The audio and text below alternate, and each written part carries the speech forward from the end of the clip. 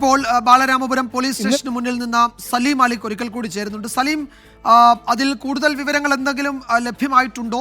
Police ഒരുപക്ഷേ ഔദ്യോഗികമായി അല്പസമയത്തിനകം അതിന്റെ വിശദാംശങ്ങൾ പങ്കുവെക്കുമെന്ന് കരുതാം. നമ്മൾ ഈ ദൃശ്യങ്ങൾ കാണുന്നത് ബാലരാമപുരം പോലീസ് സ്റ്റേഷന് മുന്നിൽ നിന്നാണ്.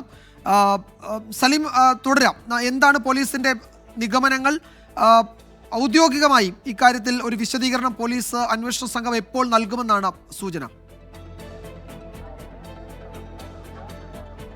വിജയകുമാർ, ഒരു 2 വയസ്സുകാരി അതിക്രൂരമായി കൊലപ്പെടുത്തുന്നു. അതിനുശേഷം ആ കൊലപാതകം ഒരു അപകടമാണ് എന്ന് വരുത്തി തീർക്കാനുള്ള ശ്രമം നടക്കുന്നു. അതിന് പിന്നാലെ വളരെ കൃത്യമായി പോലീസ് ആ കേസ് വളരെ ബുദ്ധിപരമായി അന്വേഷിച്ച് മണിക്കൂറുകൾക്കുള്ളിൽ അതിലെ പ്രതി ആര് എന്നതിലെ വ്യക്തമായ സൂചനയിലേക്ക് എത്തിയിരിക്കുന്നു. ഇനി ഏറിപ്പോയാൽ ഒരു 2 മണിക്കൂർ കൂടി നമുക്ക് കാക്കാം. അതിനുള്ളിൽ തന്നെ ഈ കൊലയിലെ ഇന്ന് രാവിലെ മുതൽ സംഭവിച്ച നാടകങ്ങളുടെ അതിലെ അഴിയാക്കഥകൾ, അതിലെ ചുരുളുകൾ കൂടി അഴിയും എന്നുള്ള കാര്യത്തിൽ ഒരു തർക്കവുമില്ല. കാരണം അത്രയും തിടുക്കപ്പെട്ട, അത്രയും മികച്ച നിലയിൽ ഒരു അന്വേഷണം നടത്തുന്നുണ്ട് എന്നുള്ളത് തന്നെയാണ്. വളരെ വേഗത്തിൽ അന്വേഷണം പുരോഗമിക്കുകയും ചെയ്യുന്നുണ്ട്. ഇപ്പോൾ ഈ പ്രതികൾ കാണിച്ച അതിബുദ്ധി തന്നെയാണ് വളരെ വേഗത്തിൽ പ്രതികളെ കുടുക്കിയത് എന്നുള്ള കാര്യത്തിലും സംശയമില്ല. നിലവിൽ പോലീസ് ഔദ്യോഗികമായി ഇതുമായി ബന്ധപ്പെട്ട ഒരു വിശദീകരണം നൽകുന്നില്ല. അത് അല്പസമയത്തിനകം തന്നെ നൽകും. പക്ഷേ ചില സൂചനകൾ, ചില കാര്യങ്ങളൊക്കെ പോലീസിനെ സംബന്ധിച്ചിടത്തോളം ഉണ്ട്. പോലീസ് ആ കേസ് ഫയൽ ആദ്യഘട്ടത്തിലെ കേസ് ഫയൽ ക്ലോസ് ചെയ്യാൻ ഒരുങ്ങുകയാണ്. കാരണം അവർക്ക് എന്തിനാണ് കൊലപാതകം എന്നതിൽ ഉൾപ്പെടെയുള്ള കാര്യങ്ങളിൽ ചില സൂചനകൾ പോലീസിന് ലഭിച്ചു എന്നാണ് മനസ്സിലാക്കുന്നത്. അതുകൂടി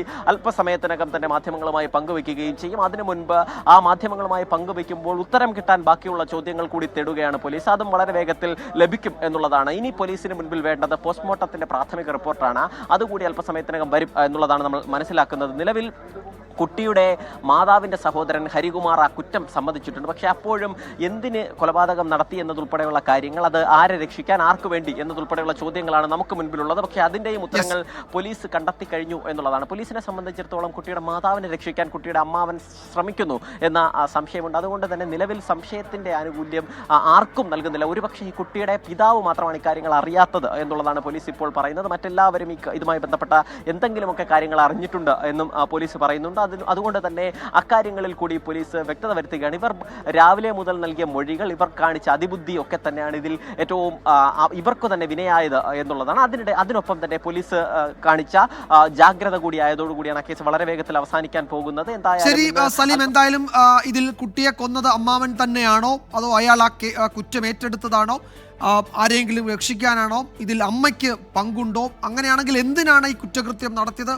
അത്തരം കാര്യങ്ങളിലൊക്കെ ചോദ്യങ്ങൾ അവശേഷിക്കുകയാണ്. അതിൽ ഔദ്യോഗികമായി പോലീസ് അവരുടെ അന്വേഷണത്തിൽ ഇതുവരെ കണ്ടെത്തിയ കാര്യങ്ങളിൽ പറയാൻ പറ്റുന്നത് അല്പസമയത്തിനകം ഒരു പക്ഷേ പങ്കുവച്ചേക്കും എന്ന വിവരമുണ്ട്. സലീം മാലിക്കാണ് അക്കാര്യങ്ങൾ സൂചിപ്പിച്ചത്.